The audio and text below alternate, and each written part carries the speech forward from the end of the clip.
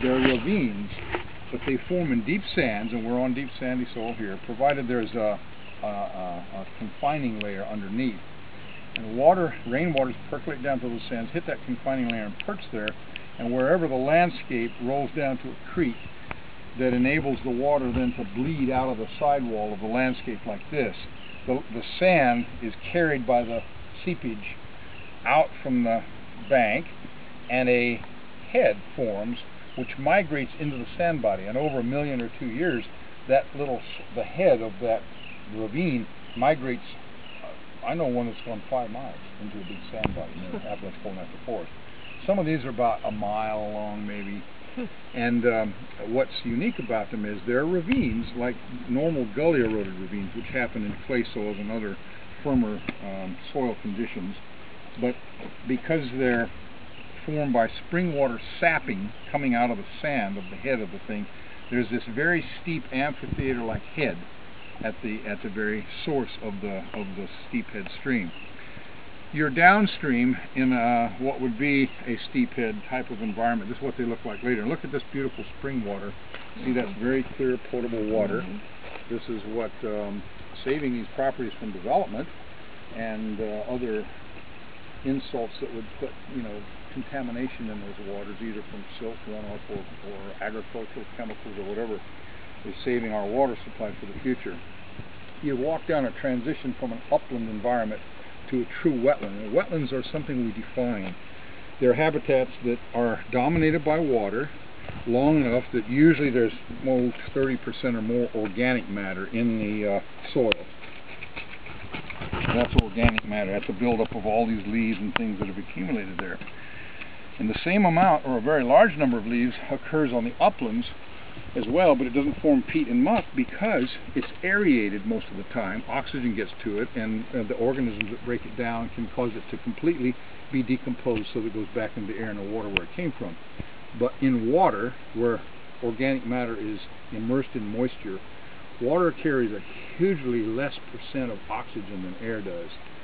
So organic matter has a difficult time, even at our warm latitude, decomposing in water. Now, these habitats will dry up, because of drought, and when it does, then the organic matter begins to decompose a great deal. Or if something like, see all this disruption here?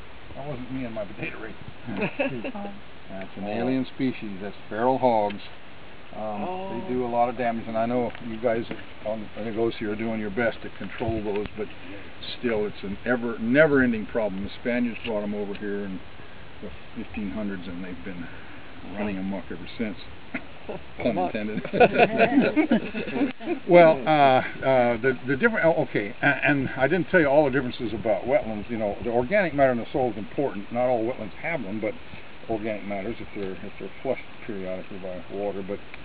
But the kinds of plants that grow here are important. Certain plants can only tolerate having their roots inundated because they're adapted to that. Something like this little guy. This is a Cyrilla racemiflora, one of the 2 tai-tais. Here's a really big example of it. This is called swamp tai-tai. Don't confuse it with this other tree here. This is what the tai-tai looks like. This other tree, by the way, hanging over it is an iron and is a sourwood, and it's an upland plant growing on the upland and rooted upslope.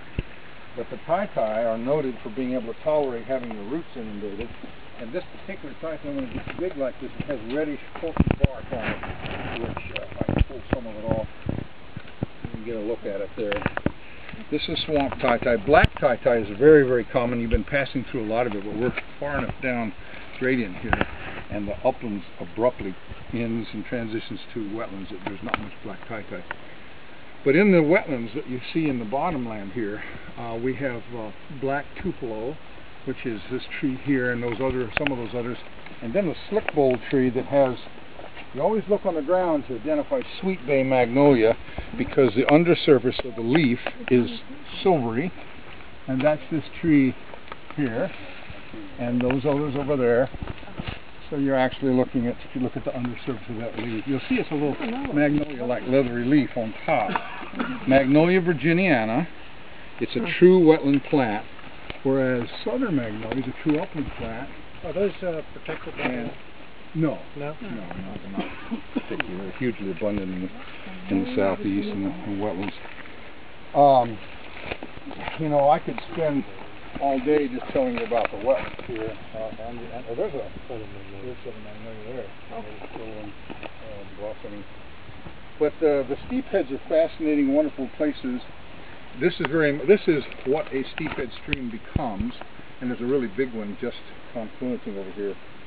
What's wonderful about them is their water is very, very pure because it comes from deep sands that the rainwater percolates through and perches on top of some clay layer or something, and then it bleeds out. And this is, I mean, I'll get on my hands and even drink that water unless there's a dead pig or something up the slope. This is not going to be a problem.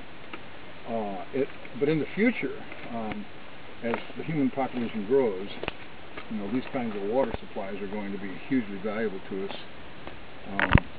But they're also environmentally wonderful places to have, you know, something unsullied. Eventually, as these lands are returned to their native environment, you know, did you guys talk about the longleaf ecosystem that used to be upslope and all that? So you know that you're walking through very unnatural habitat against them. It kills them or injures them. And over the eons, longleaf pine forest grew up here and burned. Right, probably here it would have burned right down to the creek edge, but where the slope is very steep would be where some of those upland plants occurred. And here you see a lot of laurel oak. That's a native in the upland habitat, as is this reddish flowerwood and magnolia. But come down here a little ways.